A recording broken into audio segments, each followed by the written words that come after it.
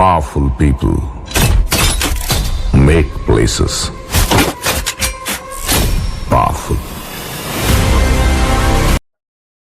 Challenges unique classes के YouTube platform पे आपका स्वागत है फिर से।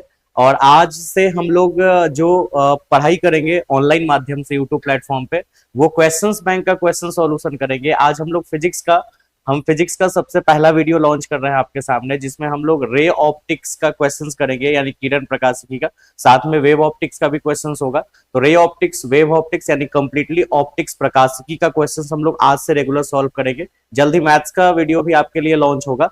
और जित क्वेश्चंस बैंक की क्वेश्चंस आज तक जो भी क्वेश्चंस 2011 से लेके 2024 तक जो भी क्वेश्चंस एग्जाम में आया है, उन सारे क्वेश्चंस का सॉल्यूशन हम लोग करेंगे। अक्सर होता ऐसा क्या है कि ना, बच्चे क्वेश्चंस बैंक खरीद लेते हैं, गेस पेपर खरीद लेते हैं, और उसमें प्रीवियस ईयर के बहुत सारे क्वेश्चंस दिए होते हैं ऑब्जेक्टिव। सब्जेक्टिव का तो बात हटा दो, उसकी आंसर्स तो बहुत हद तक सही होती है, मतलब सही होती है, बहुत हद तक क्या सही ही होती है, कुछ कुछ थोड़ा बहुत डाउट होता है। लेकिन ऑब्जेक्टिव क्वेश्चंस ना, आप कोई भी पब्लिकेशंस ले लो, कोई भी पब्लिकेशंस, उसमें कुछ ना कुछ फॉल्ट होता है उसके आंसर में, या तो प्रिंटिंग गलत होता है या कुछ ना कुछ प्रॉब्लम होता है। तो आप ऑब्जेक्टिव का क्वेश्चंस याद तो कर लेते हैं, लेकिन ऑब्जेक्टिव क्वेश्चंस का सॉल्यूशन आंसर आप उसका याद कर लेते हो कि इस वाले क्वेश्चंस का ये आंसर होना चाहिए। लेकिन ऐसा भी होता है कि हम क्वेश्चंस का आंसर गलत याद कर लेते हैं। अच्छा, अगर हम सही भी याद किए हैं तो कुछ ऐसे क्वेश्चंस हैं न्यूमेरिकल्स टाइप के फिजिक्स में, जिसकी सॉल्यूशन आपको समझ नहीं आती, बस आप उसका आंसर याद कर लेते हो। तो इस वीडियो के माध्यम से वैसे क्वेश्चन जो डायरेक्टली आंसर पॉसिबल है वो तो डायरेक्ट हम लोग करेंगे, जो क्वेश्चन न्यूमेरिकल टाइप है उस क्वेश्चन का भी हम लोग सॉल्यूशन करेंगे। तो बस एकदम प्यार से पढ़ना है, ठीक है। वीडियो शुरू होने से पहले आप अपना कॉपी कलम निकाल ले, जिससे कि आप हर चीज नोट कर सके, और फिर हम लोग वीडियो को आगे बढ़ाते हैं और बहुत सारे क्वेश्चंस को सॉल्व करते हैं। फिलहाल बहुत सारे क्वेश्चंस को सॉल्व करेंगे, एक ही वीडियो में नहीं, धीरे धीरे करेंगे। तो चलो तैयार करते हैं हम लोग यहाँ पे। सबसे पहला क्वेश्चन आपके सामने यहाँ पे ये, ठीक है। क्वेश्चंस आपके सामने, ये क्वेश्चंस का आंसर आपको पता भी होगा। क्वेश्चंस क्या है ना, कि मनुष्य का जो नेत्र है, मनुष्य का जो आंख है, उसे मनुष्य के आंख के रेटिना पर जो बना प्रतिबिंब होता है, वो उसकी प्रकृति कैसा होता है। आपने क्वेश्चंस पढ़ा था, हम आपको मानव नेत्र पढ़ाए थे, मानव नेत्र की पूरी थ्योरी आपने ह्यूमन आई का पढ़ा था। तो मनुष्य की जो आंख है, ह्यूमन आई है ना, उसके रेटिना पे इमेज बनता है। आपको पता है रेटिना पे इमेज यानी प्रतिबिंब बनता है। तो उस इमेज का, उस प्रतिबिंब का नेचर क्या होता है, उसकी प्रकृति क्या होता है। तो सबको पता है कि हम, जब आप क्लास 10th में पढ़े थे, 12th में तो बहुत डिटेल्स में पढ़े हो कि हमारे नेत्र पे जो प्रतिबिंब बनता है, आंसर शायद आपको पता भी होगा, अभी तक आपने आंसर ढूंढ भी लिया होगा, लेकिन चलो हम आपको बताएं। आपने पढ़ा था कि हमारे नेत्र पर जो प्रतिबिंब बनता है वो वास्तविक और उल्टा बनता है। वास्तविक और उल्टा यानी रियल एंड इन्वर्टेड, इंग्लिश में रियल एंड इन्वर्टेड बोलेंगे, हिंदी में वास्तविक और उल्टा। लेकिन हमको कोई भी चीज एक्चुअली में उल्टा दिखता नहीं, हर चीज सीधा ही दिखता है, क्योंकि हमारे मस्तिष्क में वो पावर होती है, वो समझने की वो क्षमता होती है, एक एबिलिटी होती है, जो उल्टे चीज को हम लोग सीधे समझ पाते हैं। इसके अलावा और भी डिटेल हम इसमें बताए थे कि आखिर ऐसा क्यों होता है, लेकिन वो क्लास टाइम। तो आप इसकी आंसर जो है वो आप ऐसे याद कर सकते हो, रियल एंड इन्वर्टेड, वास्तविक और उल्टा। और हमारे जो मस्तिष्क में है वो एक एबिलिटी है ना, एक कैपेसिटी है, जिसके बेस पे हम लोग उल्टे चीज को सीधा समझ लेते हैं। और रियल तो बनता ही है, रियल कंफर्म बनता है, रियल मतलब वास्तविक। लेकिन आपने पढ़ा है कि हर वास्तविक प्रतिबिंब जो होता है वो उल्टा होता है अपने नेचर में, है ना। तो रियल एंड इन्वर्टेड, तो इस क्वेश्चन का सॉल्यूशन जो है वो आंसर होगा रियल एंड इन्वर्टेड। तो रियल एंड इन्वर्टेड जो हमारी आंसर है, ठीक है, हम एक यहाँ पे कलर ले लेते हैं, डिसाइड कर लेते हैं, ठीक है। तो रियल एंड इन्वर्टेड यानी वास्तविक और उल्टा। तो ये बहुत ही आसान क्वेश्चन है, इसका आंसर आप लिख सकते हो क्वेश्चंस भी। और देखिए ये 2011 के एनुअल एग्जाम में ही पूछा हुआ क्वेश्चन है बिहार बोर्ड में। तो आपको बहुत अच्छे से इसको समझना है और याद रखना है, जिससे कि आपकी एग्जाम जो है वो बेहतर से बेहतर हो, 80% उससे भी ज्यादा आप मार्क्स ला सको। फिलहाल हम इस क्वेश्चंस का पीडीएफ जो है वो ग्रुप में ऑलरेडी डाल देंगे। लेकिन जो बच्चे नए हैं, जो हमारे चैनल पर नए आए हैं, हो सकता है वो हमारे यहाँ क्लास भी नहीं करते होंगे। बहुत सारे ऐसे बच्चे हैं जो क्लासेस कर रहे हैं हमारे यहाँ ऑफलाइन में, लेकिन ऑनलाइन बच्चे जो हमारे यहाँ क्लास नहीं कर रहे हैं लेकिन ऑनलाइन वीडियो पढ़ रहे हैं। तो उससे उनके लिए क्या है ना, कि आप मुझे यहाँ पे एक नंबर, मैं आपको नंबर डिटेल्स में भेज दूंगा, ठीक है। ऐसे मैं लिख देता हूँ यहाँ पे नंबर 9155505959, ठीक है। इस नंबर पे ना आप मुझे व्हाट्सअप टेक्स्ट कर लेना, और आप बोलना कि सर मुझे पीडीएफ चाहिएगा, ठीक है। आप मुझे डेट बता देना कि इस डेट का पीडीएफ चाहिए, तो मैं आपको पीडीएफ जो है वो इंस्टेंटली भेज दूंगा। फिर हम आपको ग्रुप में भी जोड़ देंगे, जिससे आपको हर दिन का पीडीएफ मिलते जाएगा। तो फिर आपको बाद में भी आप उतार लोगे, अभी आप पढ़ो, ठीक है। चलो नेक्स्ट क्वेश्चन में चलते हैं। तो अगला जो क्वेश्चन है वो ये, समतल दर्पण की वक्रता त्रिज्या होती है, समतल दर्पण की वक्रता त्रिज्या क्या होती है?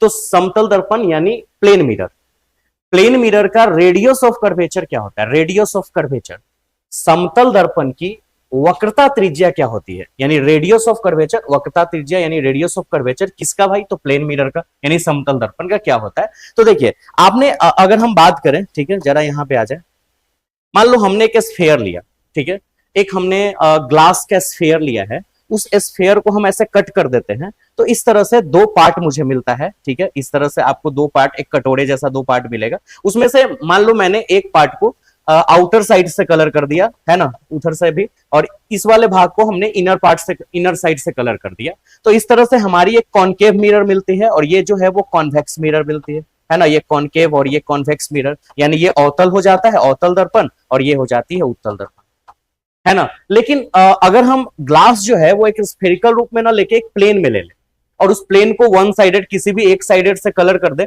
तो ये हमारी जो बन के तैयार होती है वो प्लेन मिरर हो जाती है, यानी कि समतल दर्पण, यू नो, ये आपको पता ही है ना। चलो तो आप देखो, ठीक है, ये हमने एक प्लेन मिरर बना दिया, बात अभी समतल दर्पण की यहाँ पे करना है, लेकिन पहले हम लोग यहाँ पे गोलीय दर्पण स्फेरिकल मिरर की बात कर ले, अवतल और उत्तल की। तो आप देखो ये गोला से बना है, तो ये इसी गोले से, इसी स्फेयर से बना है, तो बताओ इसकी एक रेडियस होगी ना, इसकी एक रेडियस होगी। मैथ्स के टॉपिक में जो हमारी गोला होती है यानी स्फेयर और जो सर्कल होता है यानी वृत्त, मैथ्स में हम उसको सिर्फ रेडियस यानी त्रिज्या बोलते हैं, लेकिन यहाँ पे मिरर के केस में, ठीक है, हम उसको सिर्फ रेडियस ना बोल के, रेडियस ऑफ कर्वेचर यानी सिर्फ त्रिज्या ना बोल के वक्रता त्रिज्या बोलते हैं, ठीक है, वक्रता त्रिज्या बोलते हैं। तो ये हमारी जो होती है वो रेडियस ऑफ कर्वेचर यानी वक्रता त्रिज्या होती है। तो ये भी तो किसी गोले से ही कट कैसे निकला है ना, हमने बीच में से काट दिया, तो बताओ इसकी भी कोई ना कोई तो रेडियस ऑफ कर्वेचर रही होगी ना, रेडियस ऑफ कर्वेचर। तो रेडियस ऑफ कर्वेचर सबकी होती है, प्लेन मिरर की भी होती है, ठीक है, अवतल दर्पण की भी होती है, उत्तल दर्पण की भी यानी कॉन्वेक्स मिरर की भी होती है, कॉनकेव मिरर की भी होती है, सारे की होती है। लेकिन प्लेन मिरर का एक्चुअल में होता वैल्यू कितना है? जैसे अगर हम स्फेरिकल मिरर की बात करें, स्फेरिकल मिरर में दो पार्ट आ जाएगा, कॉनकेव और कॉन्वेक्स यानी अवतल और उत्तल, ठीक है। तो इसकी अलग अलग रेडियस ऑफ कर्वेचर हो सकती है, किसी के 5 सेंटीमीटर, किसी के 10 सेंटीमीटर, किसी के 50 सेंटीमीटर, कुछ भी हो सकती है। लेकिन प्लेन मिरर की जो रेडियस ऑफ कर्वेचर है ना वो फिक्स है, और वो फिक्स क्या है वो सुनो, फिक्स है इसकी रेडियस ऑफ कर्वेचर इनफाइनाइट होती है, वक्रता त्रिज्या इनफाइनाइट यानी अनंत। क्यों होती है अब इसके पीछे एक रीजन समझो, ठीक है, इसको हम छोड़ देते हैं। जैसे मान लो इतना बड़ा स्फीयर था, इससे हमने एक मिरर बनाया, कौन वाली मिरर? कॉन्वेक्स और कॉनकेव। तो मान लो इसकी रेडियस ऑफ कर्वेचर इतना था, ठीक है। अगर हम इससे बड़ा और बड़ा मिरर बना दें तो इसकी रेडियस ऑफ कर्वेचर और बड़ा होगी। अच्छा, अगर हम इससे और बड़ा बना दें तो इसकी रेडियस ऑफ कर्वेचर और बड़ा हो जाएगी, समझ रहे हो? ठीक है, रेडियस ऑफ कर्वेचर जो है वो ऐसे बड़ा होते जा रहा है। फाइनली एक ऐसा समय भी तो आएगा ना, देखो अभी भी एक कर्व पार्ट मिल रहा है, ये भी कर्व पार्ट मिल रहा है, ये भी कर्व पार्ट, हम एक बहुत बड़ा स्फीयर बना दे तो शायद इतना बड़ा अगर हम पार्ट उसमें ले ले बहुत बड़े स्फीयर में, तो वो मुझे कर्व भाग ना मिलके एक प्लेन भाग मिल जाएगा ऐसे।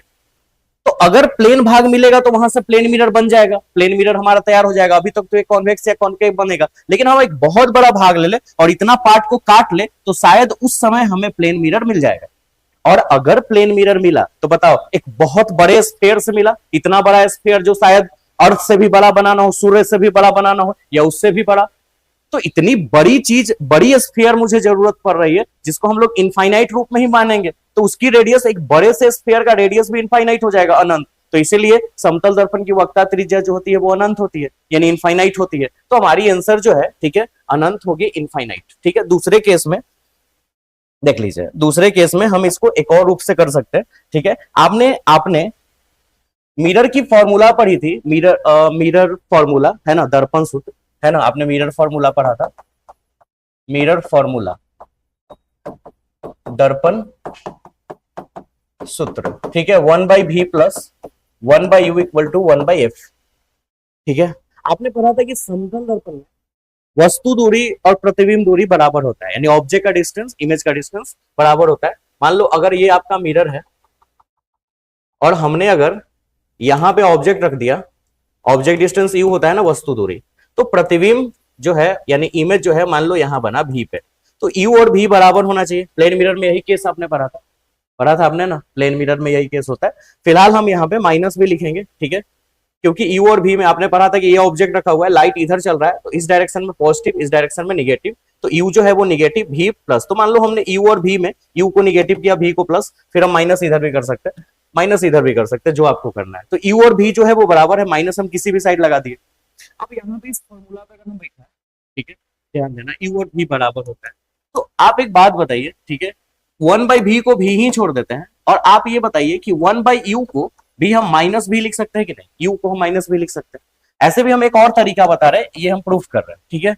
अब बताइए, ये और ये कैंसिल हुआ तो ये 0 बचा, है ना। अब हम इसको ऐसे भी लिख सकते हैं 1/f इक्वल टू 0, और 0 के नीचे कुछ नहीं तो 1 तो छुपा ही होगा। अब f की वैल्यू हम बाई क्रॉस मल्टीप्लीकेशन नहीं कर सकते, क्योंकि अगर हमने बाई क्रॉस मल्टीप्लीकेशन कर दिया तो f का अस्तित्व ही खत्म हो जाएगा, f 0 चला जाएगा, तो फिर f की वैल्यू निकलेगी कैसे। तो अब हम ऐसे कर दें, अगर हम f को ऊपर 1 को नीचे इसको एक्सचेंज कर दिए, तो आपको इधर भी एक्सचेंज करना होगा, 1 को ऊपर 0 के नीचे। f/1 को हम सिर्फ f ही लिख सकते हैं, लेकिन 1/0 को हम इनफाइनाइट लिख सकते हैं। तो बताओ, हमने ये साबित कर दिया कि प्लेन मिरर यानी समतल दर्पण का जो फोकस दूरी होता है वो अनंत होता है।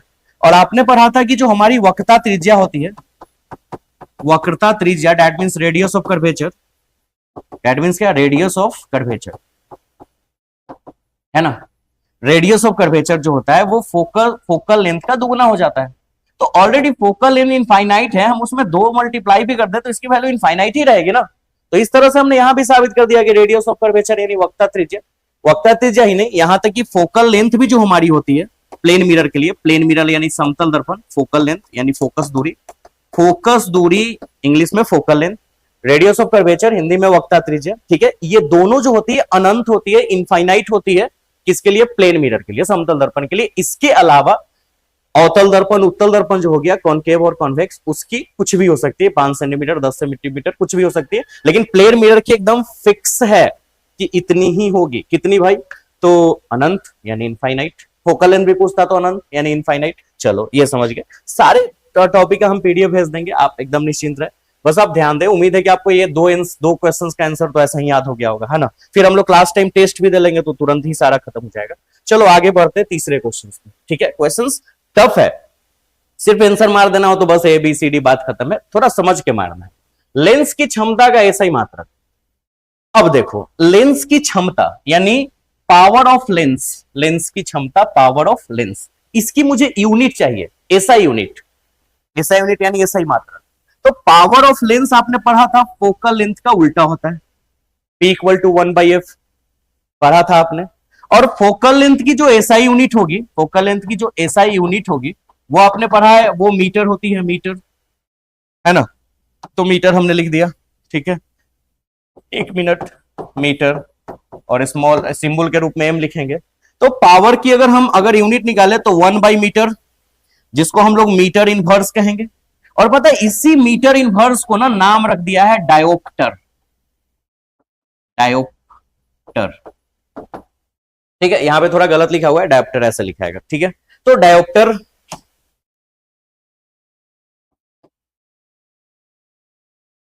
डायोप्टर, डायोप्टर, ठीक है ना। तो देखिए ये आपकी डायोप्टर है, जिसको हम लोग रिप्रेजेंट करते हैं कैपिटल डी से। तो हम ये भी बोल सकते हैं कि पावर ऑफ लेंस यानी लेंस की जो मात्रक होती है ना, लेंस की जो, लेंस के क्षमता की जो मात्रक होती है उसकी यूनिट होती है, वो मीटर इनवर्स होती है। मीटर इनवर्स बोल दो या फिर पर मीटर बोल दो, है ना। हिंदी में प्रति मीटर भी हम मीटर इनवर्स बोल सकते हैं, पर मीटर बोल सकते हैं, प्रति मीटर बोल सकते हैं, और इसका एक और नाम रखा गया है डायोप्टर, है ना। और ज्यादा ये डायोप्टर के ही नाम से फेमस है, तो मीटर इनवर्स का ही नाम डायोप्टर है। तो यहाँ पे जो आंसर होगा वो डायोप्टर होगा, ठीक है। आसान क्वेश्चन से याद हो गया होगा, मुझे टाइम लग रहा है आपको समझाने में, क्वेश्चन पे हम टाइम ले रहे हैं कि आपको समझ आ सके, लेकिन आपको आंसर तो याद हो गया होगा, है ना। और तुम लोग को तो मजे मजे आंसर तो डायरेक्ट ही डाल देना है, किसी को समझाना तो है नहीं। चलो नेक्स्ट क्वेश्चन में चले, चलिए। अच्छा, ये क्वेश्चन थोड़ा टफ है, कोई बात नहीं, है ना, बहुत टाइम बचा हुआ है। अब देखिए ये 2012 के क्वेश्चन है, हाँ, सब में साइड में क्वेश्चन लिखा हुआ था कि कब की क्वेश्चंस दी हुई है। निर्वात के 6000 एंगस्ट्रॉम तरंग दैर्ध्य का एक वर्णीय, ठीक है, यहाँ पे थोड़ा गलत लिखा हुआ, एक वर्णीय प्रकाश 1.5 अपवर्तनांक वाले एक माध्यम में प्रवेश करता है, इस माध्यम में इसकी तरंग दैर्ध्य क्या होगी? ठीक है, तरंग दैर्ध्य। यहाँ पे भी और टाइपिंग में कुछ फॉल्ट हो जाता है बच्चे लोग जब टाइपिंग करते हैं तो, है ना। तो तरंग दैर्ध्य यहाँ पे होना चाहिए। ठीक है, चलो देखो, यानी कि एक मोनोक्रोमेटिक लाइट है भाई, मोनोक्रोमेटिक लाइट मतलब एक वर्ण का प्रकाश। मोनोक्रोमेटिक मतलब जिसके पास सिंगल कलर हो, जैसे लाइट, लाइट सिंगल कलर नहीं है, मोनोक्रोमेटिक नहीं है। लाइट की बात करें वो 7 कलर का मिक्सचर है। मोनोक्रोमेटिक जिसमें एक ही कलर हो, दूसरा कोई कलर उसमें नहीं। उसकी वेवलेंथ, वेवलेंथ बोले तो तरंग दैर्ध्य, यहाँ भी तरंग दैर्ध्य गलत है लेकिन हमने वहां लिख दिया, सुधार लीजिएगा। तरंग दैर्ध्य 6000 एंगस्ट्रॉम है। कहां पे भाई? वैक्यूम। ठीक है, यानी निर्वात के 6000, मतलब क्वेश्चन क्या कह रहा है ना, मान लो वैक्यूम बना लेते हैं, वैक्यूम, वैक्यूम बोले तो निर्वात, और इस वैक्यूम में बुआ, ठीक है, हमारी जो वेवलेंथ दी हुई है, वेवलेंथ लेमडा 1 कर देते हैं।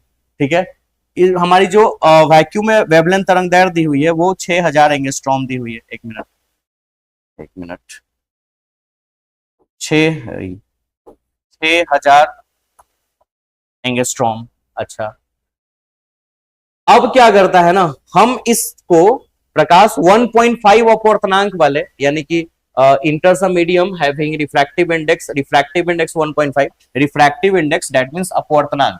आपको पता है अपवर्तनांक को म्यू से रिप्रेजेंट करते हैं। ठीक है, तो ये जो है वो वैक्यूम से एक माध्यम में जाता है, एक मीडियम में जाता है, मीडियम, माध्यम। ठीक है, उस माध्यम में उसकी अपवर्तनांक 1.5 है। और अगर वैक्यूम की बात करें तो भाई वैक्यूम की अपवर्तनांक तो क्या होती है बताओ? 1 होती है ना। वैक्यूम की जो अपवर्तनांक होती है वो 1 होती है। ठीक है, अब आगे मीडियम यानी माध्यम में अपवर्तनांक 1.5 है, तो उस माध्यम में उसकी तरंग दैर्ध्य क्या होगी? ठीक है, चलो बताते हैं हम, क्या क्वेश्चन समझाएं। एक लाइट है, मान लो ये लाइट है, ये लाइट वैक्यूम में चल रहा है, वैक्यूम में, निर्वात में। जब ये निर्वात में चल रहा है तो इसकी वेवलेंथ इतनी है।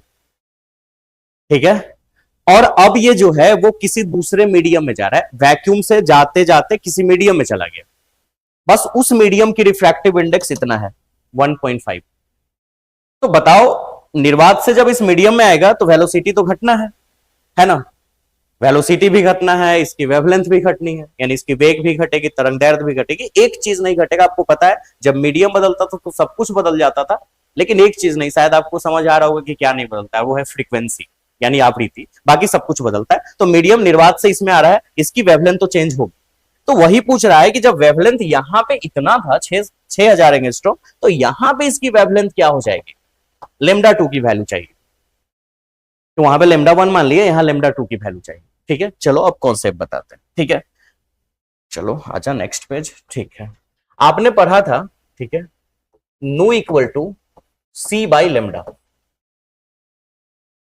है ना। नू इक्वल टू क्या? सी बाई लेमडा, यानी कुल मिला के नू का मतलब आवृत्ति, ध्यान देना, आवृत्ति बराबर, ठीक है, निर्वात में प्रकाश का वेग, निर्वात में प्रकाश का वेग, अब बटा तरंग दैर्ध्य, निर्वात में प्रकाश का वेग बटा में तरंग दैर्ध्य, यानी इंग्लिश में frequency, frequency equal to velocity of light. इस क्वेश्चंस में टाइम लगेगा, ठीक है, light, velocity of light in a vacuum,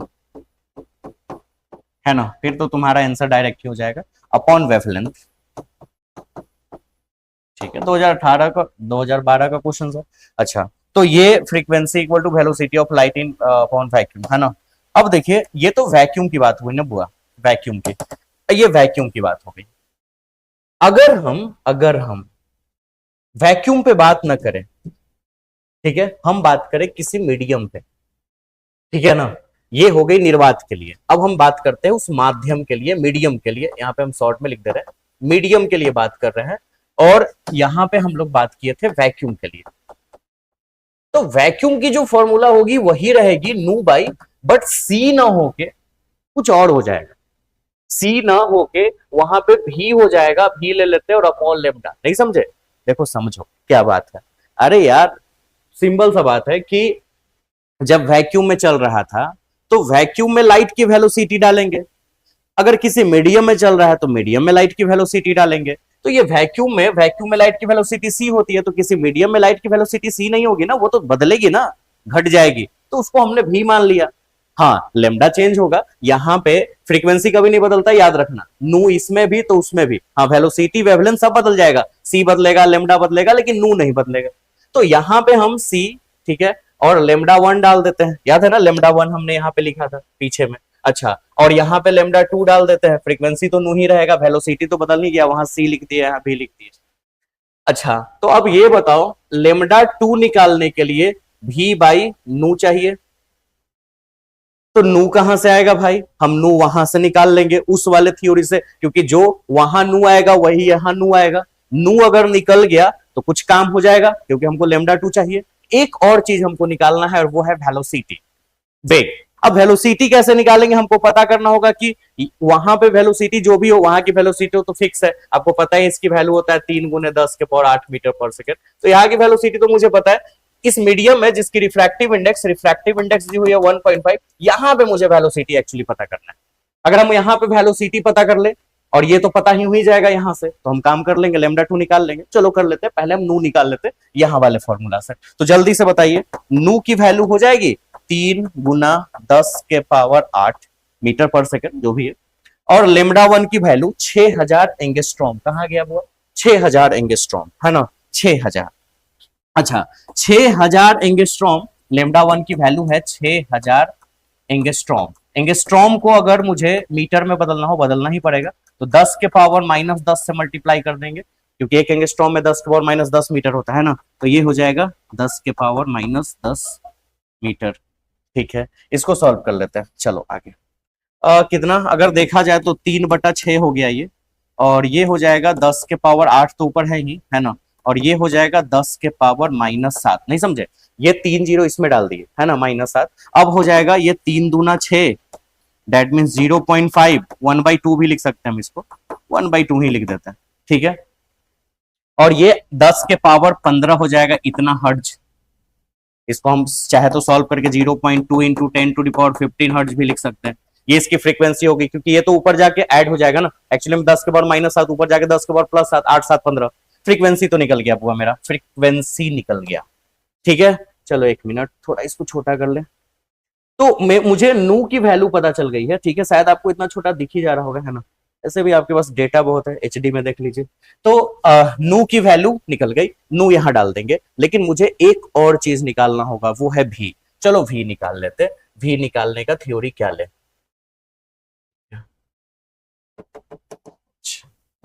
देखिए, आपने शायद एक थ्योरी पढ़ा होगा अपवर्तनांक, है ना, दैट मीन्स रिफ्रैक्टिव इंडेक्स, है ना, ये इसकी इंग्लिश होती है। आपने पढ़ा होगा म्यू इक्वल टू, है ना, वैक्यूम में light, velocity of light in vacuum, यानी वैक्यूम में लाइट की वेलोसिटी सी ले लेते हैं, वैक्यूम में लाइट की वेलोसिटी सी, और उस मीडियम में लाइट की वेलोसिटी, यही तो फॉर्मूला होता था, है ना, सी बाई वी एम, मतलब वैक्यूम में वेलोसिटी और मीडियम में वेलोसिटी डिवाइड कर देते थे, है ना। तो अब यहां से भी निकल जाएगा, भी equal to C by mu. C जो है वो 3 गुना 10 के पावर 8 है मीटर पर सेकेंड, है ना, और 1.5 लास्ट में यूनिट डायरेक्ट लगा लेंगे, ठीक है। अच्छा, ये देखो, अगर हम दशमलव इसका तोड़ दें तो 1 दशमलव यहां चल जाएगा, तो 10 के पावर 9 हो जाएगा, और 1.5 से 3 तो फिर क्या हो जाएगा, ऐसे डायरेक्ट ही हो जाएगा, इतना नहीं करना है, 1.5 से डायरेक्ट 2 बार में कट जाएगा, 1.5 दूना 3, है ना, तो 2 गुना 10 के पावर 8 मीटर पर सेकेंड। ठीक है, थोड़ा पहले हार्ड बहुत क्वेश्चंस आता था, ऐसे भी 2012 का क्वेश्चन है, टाइम तो लगेगा, है ना, शॉर्ट में भी बना सकते थे, लेकिन हम आपको समझा समझा के बना रहे। भी की वैल्यू हो गई 2 गुने 10 के पावर 8, ठीक है, अपॉन नू। नू की वैल्यू हमने वहां निकाल रखा है 0.2, ठीक है, 0.2 ना डाल के सीधा, हाँ चलो ठीक है 0.2, और गुने 10 के पावर 15, 1/2 भी डाल सकते थे। अब इसको सॉल्व कर लेते हैं, अगर हम इसका 1 दशमलव हटा दे, 1 दशमलव हटा दे, 1 दशमलव यहां डाल दे, तो 10 के पावर 9 हो जाएगा, क्योंकि दशमलव ऊपर, और 2 से 2 कट जाएगा, तो बच जाएगा 1, और नीचे बच जाएगा 10 के पावर 15, है ना। चलो अब आगे, तो रिजल्ट कितना आएगा बुआ, 10 के पावर 9, ठीक है, कुछ तो यहाँ पे 1 मिनट मिसिंग हो गया है। देखिए, ये गलत हमने ये कर दिया, एक्चुअली में ये 1/2 0.2 थोड़े होता है ना, यहाँ पे हमने गलती कर दिया, ये 0.5 होगा ना एक्चुअली 0.5, ठीक है। तो ये 0.5 होना था, हमने यहाँ 0.2 लिख दिया था, यही सोचे कुछ मिसिंग है। छोड़ो 0.5 ना डाल के 1/2 ही डाल लेते हैं, उससे अच्छा यार, है ना। फिर तो डेसिमल तोड़ना ही होगा, तो सीधे अच्छा है कि वो 1/2 ही डाल ले, 1/2 इंटू 10 के पावर 15 ऐसे भी जाना है, ठीक है। अब ये 2 ऊपर चला जाएगा तो रिजल्ट हो जाएगा 4, है ना। और उसके बाद ये और ये कितना बचेगा तो बताओ, 10 के पावर -7, 8 में से 15 घट जाएगा, 10 के पावर -7 इतना मीटर, क्योंकि हम लोग वेवलेंथ निकाल रहे हैं और सबको हम लोग एसआई सिस्टम में बदल दिए थे, यहाँ भी स्टॉर्म को मीटर में बदल दिए थे, तो हमारी रिजल्ट मीटर में आएगी। ठीक है ठीक है ठीक है, हो गया। थोड़ा सा वहां पे एक मिस्टेक हो गया और आप लोग भी नहीं बताइए, मेरे को ठग दिया, चलो कोई नहीं। अब ये देखो, अब आपको इसको एंगस्ट्रॉम में एक्चुअली बदलना होगा, क्योंकि सारा ऑप्शन जो है वो एंगस्ट्रॉम में है। कहां गया, हाँ सारा आंसर जो है वो एंगस्ट्रॉम में, ठीक है। तो अभी देखिए 4 गुने 10 के पावर -7 है ना, हम इसको 10 के पावर -10 से डिवाइड कर देंगे, ये बदल जाएगा एंगस्ट्रॉम में, ठीक है। अब देखिए 4 गुना 10 के पावर -10 को ऊपर कर दे, 10 के पावर +10 हो जाएगा, 10 के पावर -7 को नीचे कर दो, +7 एंगस्ट्रॉम। ये और ये गया तो 10 के पावर 3 बचा, 10 के पावर 3 इसमें मल्टीप्लाई कर दो, 4000 एंगस्ट्रॉम। ये तुम्हारी आंसर हो गई 4000, ठीक है। तो ये आपकी कंप्लीट सॉल्यूशन हो जाएगी, इसकी पीडीएफ हम भेजेंगे और आपको पता है बार बार आपको मेरे व्हाट्सएप पे मैसेज कर देना है, हम आपको पीडीएफ भेज देंगे। और बाकी जो बच्चे ऑलरेडी हमारे पास पढ़ रहे हैं उनके पास तो ये चला ही जाएगा।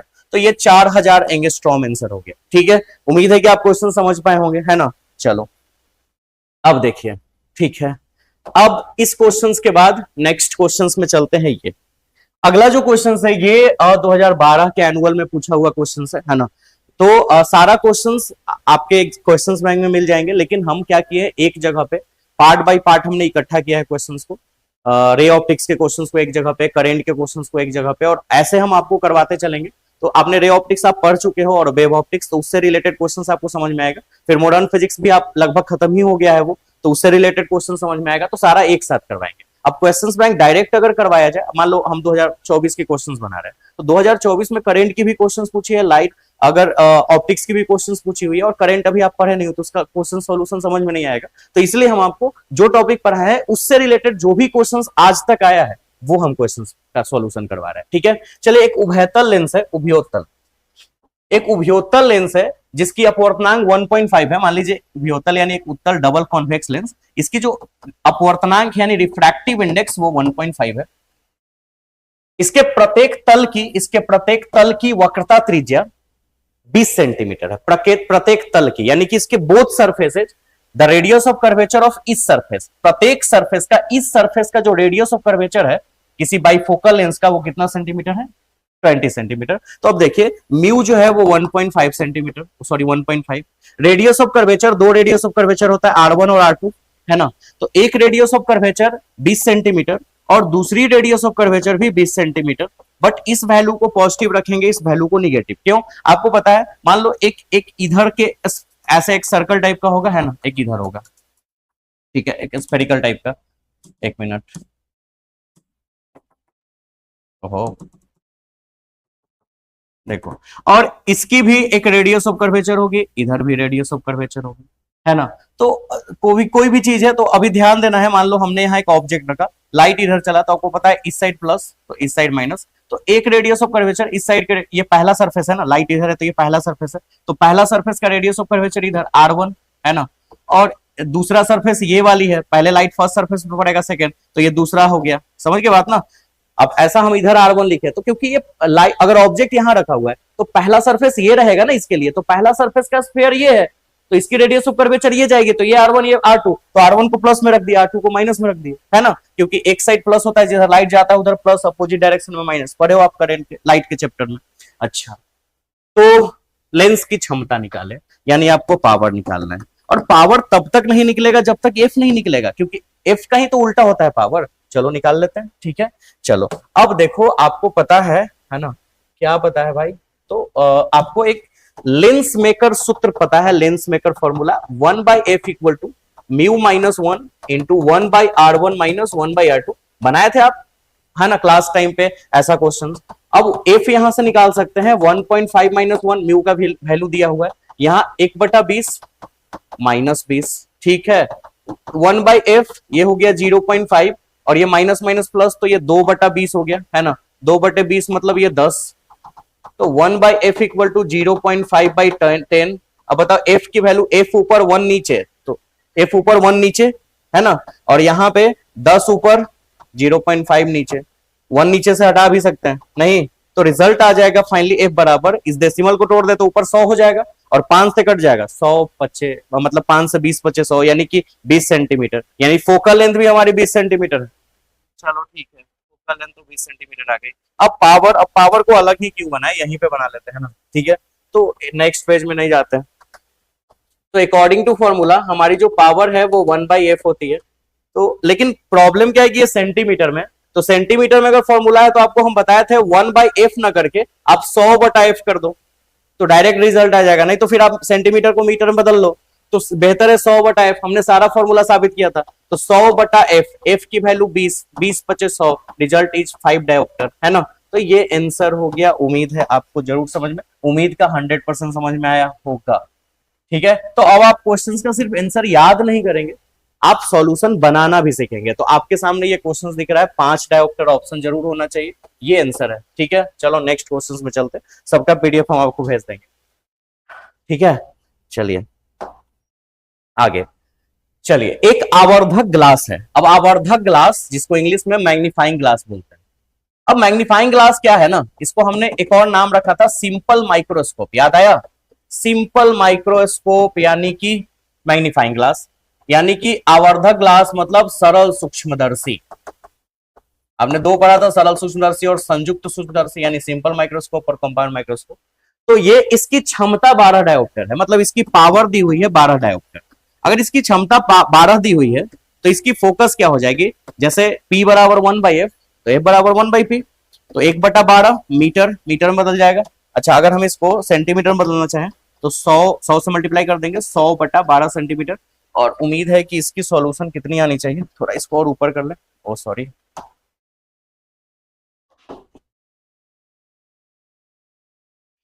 ये पूरा सिलेक्ट हो गया, चलो कोई नहीं। तो यहाँ पे ऐसे कर लेते हैं, तो f की वैल्यू फाइनली कितनी आ जाएगी, 100/12 यानी 50/6, 50/6 भी कट जाएगा 25/3, यानी रिजल्ट आ जाएगा 25/3 सेंटीमीटर। f तो निकल गया।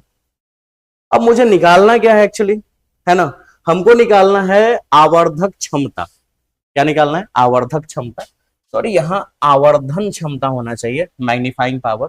आवर्धन क्षमता को हम लोग कोणीय आवर्धन का नाम भी देते हैं, कोणीय आवर्धन, इसको सूचित कैपिटल एम से करते हैं। यानी मैग्नीफाइंग पावर को हम लोग एक और नाम देते हैं एंगुलर मैग्निफिकेशन, ठीक है, मैग्निफिकेशन, ठीक है, एम। चलो बेटा ठीक है, समझ गए। अब आपने पढ़ा था ना फॉर्मूला सिंपल माइक्रोस्कोप का मैग्नीफाइंग पावर, सबको याद है। अगर याद नहीं भी हो तो मेरे लिखते ही याद आ जाएगा। देखो m बराबर 1 प्लस dy/f, याद आया, ठीक है। अब m बराबर 1 प्लस d की वैल्यू सबको पता है 25 सेंटीमीटर, स्पष्ट दर्शन की न्यूनतम दूरी, least distance of distinct vision. f की वैल्यू हमने निकाल रखा है 25/3, ये 25 से 25 तो कट जाएगा, लेकिन ये 3 ऊपर चला जाएगा, तो 3 ऊपर जाएगा तो 3 में 1 जुट जाएगा, आंसर इज 4, आंसर 4 यानी ऑप्शन नंबर ए, ठीक है। तो ये आपकी आंसर हो गई। ये क्वेश्चंस 2012 के एनुअल में पूछा हुआ था, है ना। अभी तो पीछे से क्वेश्चन शुरू किए हैं, 2012 के बाद 13 आएगा, 14 आएगा, 11 से बढ़ते बढ़ते 12 तक आए हैं, फिर ऐसे बढ़ते रहेंगे, ठीक है। चलो नेक्स्ट, एक अवतल गोलीय दर्पण से प्रतिबिंब बन सकता है, ठीक है। एक अवतल गोलीय दर्पण है ना, मतलब सीधा बात है ना, एक अवतल दर्पण, गोलीय का भाग है तो नाम दे दिया है, यानी एक कॉन्केव मिरर है। अब इससे कैसा इमेज बनेगा, कैसा प्रतिबिंब बनेगा, है ना। A concave spherical mirror can form a image, reflection है, can form a image, कैसा इमेज बना सकता है भाई। तो आप देखो, एक अवतल गोलीय दर्पण से प्रतिबिंब कैसे बनता है, तो आपने देखा था अवतल दर्पण, ये है ना अवतल दर्पण, यानी ऐसे बाहर से कलर करेंगे, ठीक है। मान लो ये इसकी पोल हो गई, सेंटर ऑफ कर्वेचर कहीं होगी, बीच में इसकी फोकस होगी, तो ये हमारी कॉन्केव मिरर है। कौन मिरर, कॉन्केव, कॉन्केव मिरर जिसको हम लोग हिंदी में अवतल दर्पण बोलते हैं, ठीक है। अब इसमें कैसा इमेज बनता है, तो आपने देखा था इसमें 6 कंडीशन होता था। ऑब्जेक्ट को इनफाइनाइट पे रखें, इनफाइनाइट और सी के बीच में रखे, 2 कंडीशन हो गया।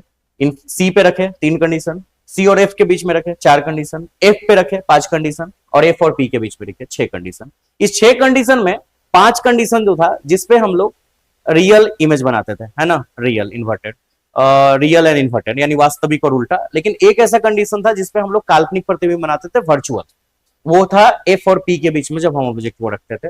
तो हमारी इमेज जो है वो रियल भी बनेगी और वर्चुअल भी, यानी वास्तविक भी बनेगी और काल्पनिक भी। ऑप्शन चूज करते हैं क्या होना चाहिए, ठीक है। अच्छा, मैग्नीफाइंग, मैग्नीफाइंग का बात तो नहीं, क्योंकि ये बड़ा भी इमेज बनाता है, छोटा भी बनाता है, इक्वल साइज का भी बनाता है, तो ये ऑप्शन तो नहीं होना चाहिए, है ना। उल्टा, सिर्फ उल्टा, अगर सिर्फ उल्टा की बात करें, उल्टा तो बताता है, यानी ये उल्टा भी आंसर बनाता है और सीधा भी बनाता है। तो अगर देखा जाए इस अवतल गोलीय दर्पण में, तो सारा का सारा ही कंडीशन फॉलो कर दे रहा है, इसका मतलब है कि मेरे अंदाज से इसका आंसर ही गलत है क्या, क्योंकि ये आभासी प्रतिबिंब तो बनाता है, वर्चुअल तो बनाता है, कंफर्म 100% बनाता है, वास्तविक भी बनाता है, कंफर्म बनाता है, रियल बनाता है, ये आवर्धित बड़ा साइज का भी बनाता है इमेज, छोटा साइज का भी बनाता है और इक्वल भी साइज का बनाता है, ठीक है। और उल्टा, उल्टा भी बनाता है, क्योंकि अगर रियल बना रहा है तो उल्टा भी बनाएगा। तो सारा का सारा कंडीशन ही फॉलो कर जा रहा है। तो शायद इसके क्वेश्चंस में कुछ मिसिंग है ना, हो सकता है कुछ ना कुछ इसके ऑप्शंस में तो गलत है। बहुत सारे क्वेश्चंस, और हमने क्वेश्चंस बैंक से उठाया, क्वेश्चंस बहुत सारे गलत है, इसमें चारों कंडीशन ही फॉलो हो जा रहा है। अरे रियल बनता ही है, वर्चुअल बनता ही है, बड़ा साइज का बनता ही है और उल्टा बनता ही है इन्वर्टेड, तो सबका सब तो बन ही रहा है ना, तो सारा का सारा आंसर होना चाहिए, ठीक है। तो ये क्वेश्चंस मिसिंग लग रहा है, इसकी सॉल्यूशन पॉसिबल नहीं है, क्योंकि चारों ऑप्शंस, चारों आंसर्स तो हो नहीं सकता है। या तो हो सकता है कि ऑप्शंस कुछ उल्टा पुल्टा हो, क्वेश्चन तो ठीक लग रहा है, ऑप्शन ही कुछ उल्टा पुल्टा होगा। इसको हाइड करते हैं, इसको एक स्किप करते हैं क्वेश्चन, ठीक है। देखेंगे अगर शायद क्वेश्चंस मिलेगा तो उसमें अगर कुछ करेक्शन किया हुआ होगा तो हम देखेंगे, ठीक है। चलिए आगे, नेक्स्ट, आगे। जब, हाँ, जब प्रकाश की किरण ग्लास स्लैब में प्रवेश करती है, ग्लास स्लैब मतलब एक ग्लास में लाइट इंटर कर रहा है, तो इसका तरंग दैर्ध्य क्या होगा। When a ray of light इंटर्स a glass slab, it's wavelength. अगर लाइट जो है वो कहीं से ग्लास में इंटर कर रहा है, ठीक है, तो उसकी वेवलेंथ क्या होगी। और कहीं से क्या, लाइट जब इंटर कर रही है तो एयर से ही इंटर कर रहा होगा ग्लास में, तो उसकी वेवलेंथ क्या होगी, उसकी अपवर्तनांक क्या होगी, डेफिनेटली घटेगी। आपको पता है ना, एक मीडियम से दूसरे मीडियम में अगर लाइट जाएगा, सब चीज बदलेगा, उसका वेलोसिटी बदलेगा, वेवलेंथ बदलेगा, यानी वेग बदलेगा, तरंग दैर्ध्य बदलेगा। इसके अलावा जो भी और भी है कुछ चीज, उसकी इंटेंसिटी यानी तीव्रता बदल जाएगा, एम्पलीट्यूड यानी आयाम बदल जाएगा, लेकिन उसकी एक चीज नहीं बदलेगी, वो है फ्रीक्वेंसी, आवृत्ति। लेकिन बाकी चीज तो बदलेगा। फ्रीक्वेंसी का तो नाम ले नहीं रहा है, यहाँ तो तरंग दैर्ध्य का नाम ले रहा है, यानी वेवलेंथ का। तो वेवलेंथ जो है वो डिक्रीज करेगा, ग्लास स्लैब में जा रहा है, एयर से ग्लास स्लैब में, तो ग्लास स्लैब में जब जाएगा तो ग्लास स्लैब की डेंसिटी ज्यादा होती है, उसकी रिफ्रैक्टिव इंडेक्स ज्यादा होगी, उसकी अपवर्तनांक ज्यादा है ना। तो मान लो यहाँ पे एक हमने ग्लास स्लैब बना दिया, ठीक है, एक मिनट,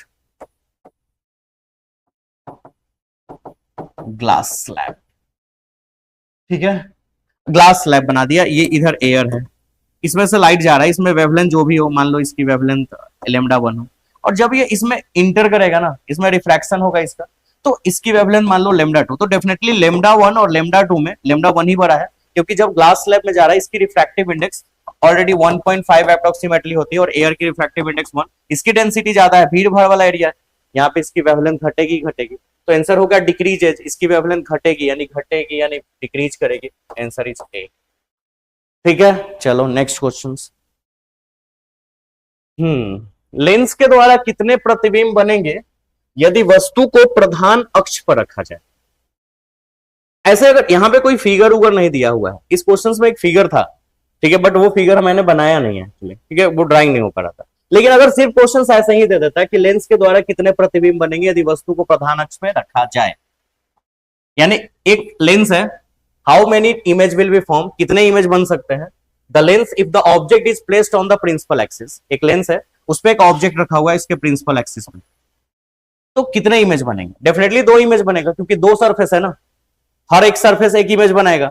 अगर कोई फिगर दिया होता उसमें रिफ्रैक्टिव इंडेक्स 3 तरह के अगर यहाँ पे मीडियम होते हैं लेंसेज के, तो फिर 3 इमेज भी बन सकता था। लेकिन फिलहाल अगर नॉर्मली ऐसे ही क्वेश्चन है विदाउट कोई फिगर, तो इसमें इमेज जो है वो 2 बनेगा, क्योंकि 2 सरफेस है, ये सरफेस से रिफ्रैक्शन करके एक इमेज बनाएगा, और इसका जो इमेज बनेगा इस सरफेस के लिए ऑब्जेक्ट का काम करेगा, है ना, और फिर से ये भी एक फाइनल इमेज बना देगा। इस तरह से 2 इमेज मुझे मिलेगा, दिखेगा मुझे फाइनल इमेज ही लास्ट वाला, लेकिन बनेगा 2 इमेज। ठीक है, क्लास में पूरा डिटेल में समझाए थे, सारा डेरिवेशन इसी पे किए थे, यहां तक कि लेंस मेकर फॉर्मूला भी इसी पे निकाला था आपने, है ना। चलो आगे 10 क्वेश्चंस। प्रकाश के अनुप्रस्थ तरंग की प्रकृति कौन पुष्ट करता है? ये वेव ऑप्टिक्स की क्वेश्चंस आ गई है ना। वेव ऑप्टिक्स की क्वेश्चन है 2015 और 2017 में पूछा हुआ क्वेश्चन है। तो शायद कोई क्वेश्चन 3 साल में पूछा हुआ था 2013। देखिए ये क्वेश्चन 2013, 15 और 16 में भी पूछा हुआ है। ठीक है, ये वाली 2013 में, ये 2015 और 17 में। प्रकाश के अनुप्रस्थ तरंग प्रकृति की पुष्टि कौन करता है? प्रकाश के अनुप्रस्थ तरंग प्रकृति की पुष्टि कौन करता है? Confirms the transverse wave nature of light. मतलब कौन ऐसा प्रकाश का घटना है, प्रकाश का फिनोमिनन है लाइट का, जो ये बताता है कि लाइट एक अनुप्रस्थ तरंग है, ट्रांसवर्स वेव है। तो आपने हाइगेंस का और न्यूटन का, है ना, थ्योरी पढ़ा था लाइट के लिए। एक न्यूटन्स का कॉर्पस्क्यूलर थ्योरी, न्यूटन्स कॉर्पस्क्यूलर थ्योरी यानी न्यूटन का कणिका सिद्धांत, हाइगेंस वेव थ्योरी यानी हाइगेंस का तरंग सिद्धांत, है ना। और हाइगेंस के तरंग सिद्धांत में ये आपने पढ़ा था कि लाइट जो होता है लॉन्गिट्यूडनल होता है ना, लॉन्गिट्यूडनल नेचर का वेव होता है, यानी कि अनुदैर्ध्य प्रकृति का तरंग होता है। लेकिन फिर उन्हीं के 2 वैज्ञानिक थे, ये हाइगेंस बताए थे, है ना, आपने पढ़ा था, ये हाइगेंस बताए थे। लेकिन उन्हीं के 2 स्टूडेंट्स थे, याद करो, फ्रेनल और यंग। ये 2 वैज्ञानिक थे, थोड़ा डिस्टेंस ले ले, फ्रेनल और यंग, उन्हीं के 2 स्टूडेंट थे जिन्होंने ये क्लियर कर दिया था कि लाइट जो होता है वो एक ट्रांसवर्स वेव होता है। लाइट एक ट्रांसवर्स वेव होता है। ठीक है, अनुप्रस्थ तरंग।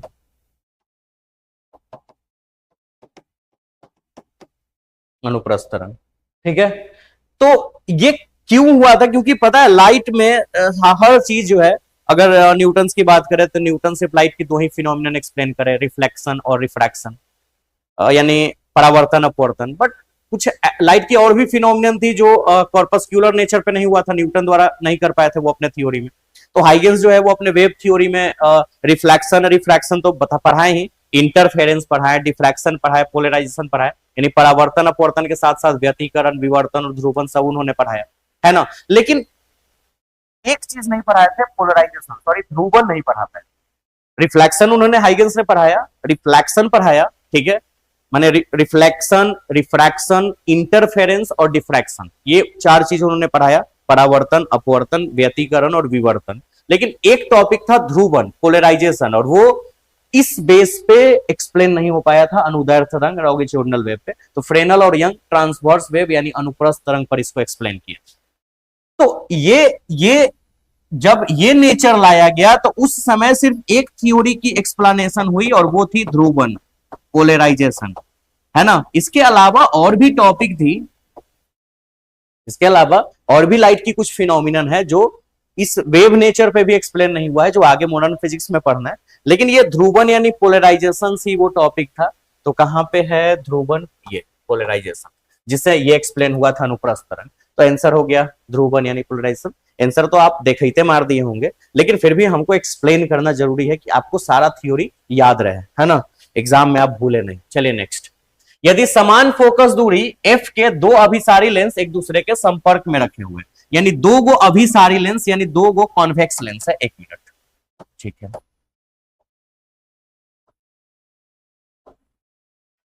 If 2 converging lens, 2 go convergent lens है यानी अभिसारी लेंस यानी कॉन्वेक्स लेंस, उत्तल लेंस भी बोल सकते हैं, जिसकी फोकल लेंथ इक्वल है। f1 मान लो, इसकी फोकल लेंथ f1, इसकी फोकल लेंथ f2, इसकी भी फोकल लेंथ f है, इसकी भी फोकल लेंथ f है, बराबर है।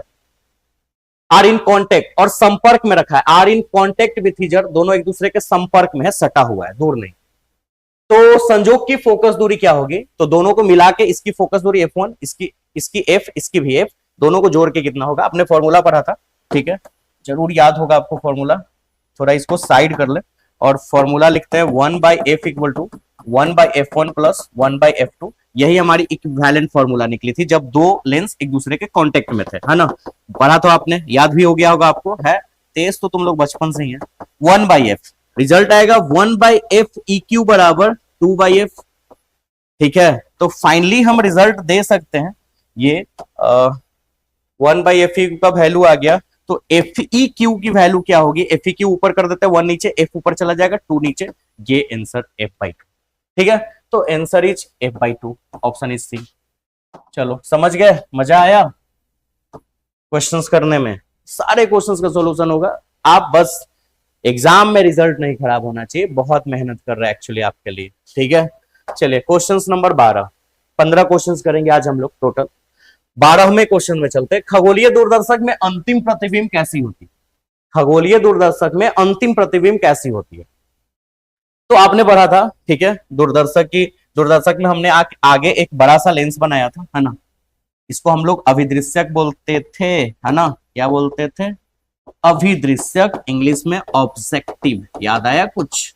ठीक है, इसका नाम लेकिन थोड़ा ऊपर लिख ले तो ज्यादा बेहतर है, तो थोड़ा सा आगे में हमको एक बड़ा लेंस लगाना है। ठीक है, अभिदृश्यक, क्योंकि नीचे एक्चुअली इमेज बनाना है, यानी इंग्लिश में ऑब्जेक्टिव। और यहाँ पे एक छोटा सा इमेज हमने ये लेंस बनाया था, इसका नाम है नेत्रिका, दैट मीन्स आई पीस।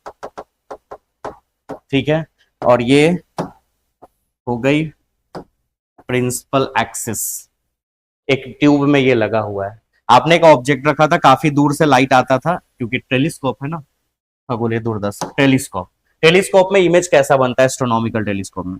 तो एक ऐसे लाइट आया था जो ये से होके गया था, और सॉरी थोड़ा ये लाइन टेढ़ा चला जा रहा है, हाँ ठीक है, ऐसे रफली टाइप बना रहे हैं, स्केल वगैरह यूज नहीं कर रहे हैं।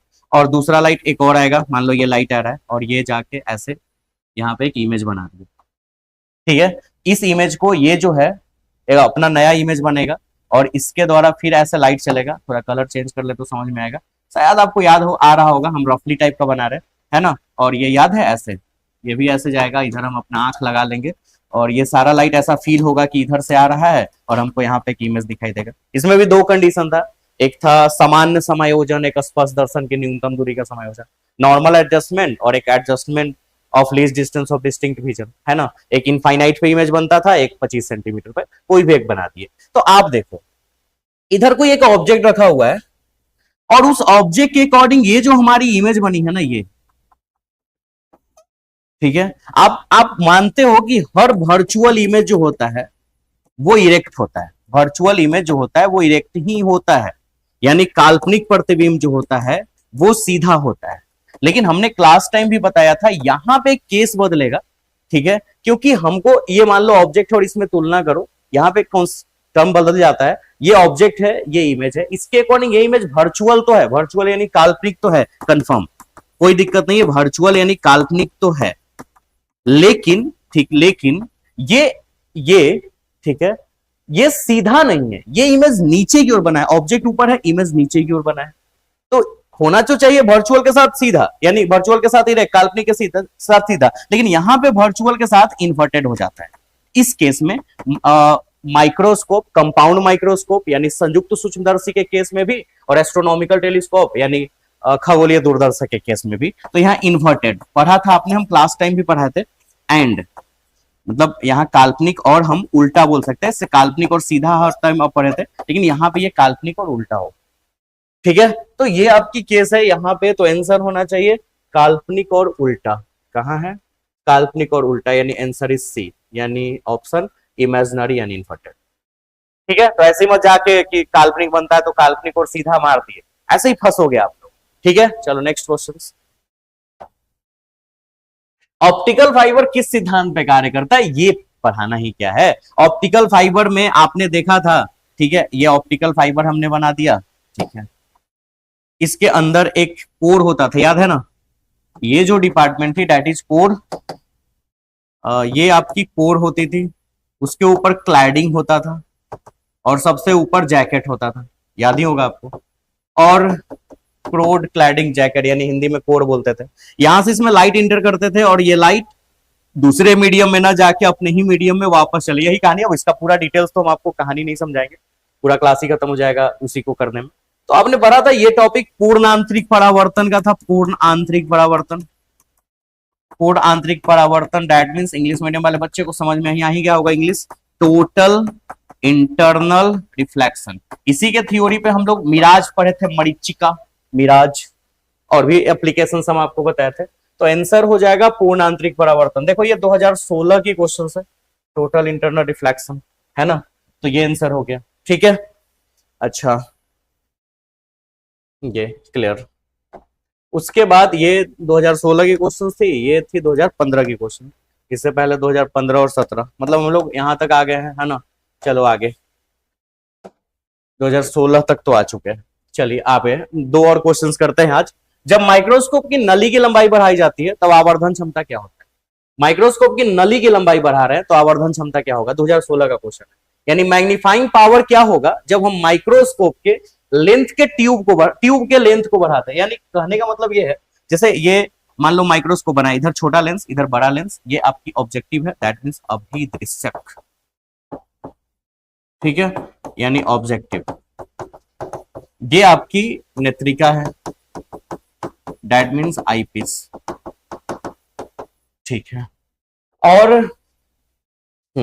अब आपको ये जो है इस दोनों लेंस के बीच की जो डिस्टेंस होती है ना, ये लेंथ ऑफ ट्यूब यानी नली की लंबाई कहलाती है, और इसको ही बढ़ा रहा है। तो बढ़ाने से इसकी मैग्नीफाइंग पावर यानी आवर्धन क्षमता पे क्या फर्क पड़ेगा? फॉर्मूला आपने पढ़ा था -L/FO इंटू 1 प्लस, ठीक है, 1 प्लस D/FE। हाँ सही, -M equal to -L/FO into 1 plus D/FE। तो बताओ M और L में जो रिलेशन है वो डायरेक्टली प्रोपोर्शनल का है। तो अगर L की वैल्यू बढ़ेगी तो डेफिनेटली M की भी वैल्यू बढ़ेगी। तो नली की लंबाई बढ़ा रहा है, लेंथ ऑफ ट्यूब बढ़ा रहा है, तो इसकी मैग्नीफाइंग पावर भी बढ़ जाएगी, तो आंसर बढ़ती है, यानी आंसर इज इंक्रीज। ठीक है, चलो तो ये आंसर हो गया। सारा फॉर्मूला निकाले थे हम लोग। आपके पास 14 क्वेश्चन है, 14 क्वेश्चन का सॉल्यूशन आप लोगों को समझ लेना है, उसको याद कर लेना है, क्योंकि अब ये जो ऑनलाइन क्लासेस चलेगी उसमें जो भी हम आपको वीडियो पढ़ाएंगे, वीडियो से क्वेश्चन जो सॉल्व कराएंगे उसकी हम आपको टेस्ट भी लेंगे। हर दिन आपके क्लास में टेस्ट होगा। तो इसीलिए आप लोग थोड़ा सा भी इंतजार ना करें कि हम कल पढ़ेंगे परसों पढ़ेंगे, पढ़ना शुरू कीजिए, एग्जाम आने वाला है। चलिए तो अपना ख्याल रखिए, मिलते हैं हम नेक्स्ट वीडियो में, और ये सारी क्वेश्चंस का सॉल्यूशन आप खुद से भी करेंगे। ठीक है, चलो मिलते हैं, बाबा।